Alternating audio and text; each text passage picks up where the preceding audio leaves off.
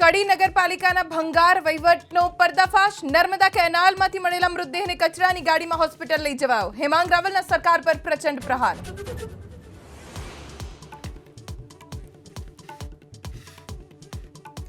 Eco sensitive zone મુદ્દે વિરોધ થતા સરકારમાં ખળભળાટ। વન મંત્રી વન વિભાગના અધિકારીઓ સાથે સરકાર કરશે બેઠક। ખેડૂત આગેવાનો રહેશે હાજર। જૂનાગઢ, અમરેલી, ગીર સોમનાથમાં પણ ભારે આક્રોશ।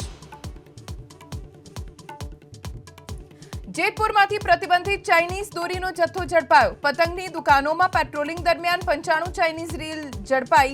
6 વેપારીની અટકાયત।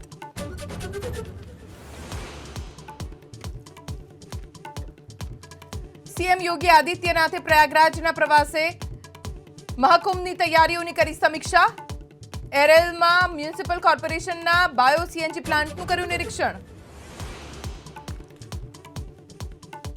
મણિપુરની હિંસાને લઈને સીએમ બિરેન સિંહે માગી માફી। કહ્યું આશા છે કે 2025માં રાજ્યમાં સ્થિતિ સામાન્ય થઈ જશે।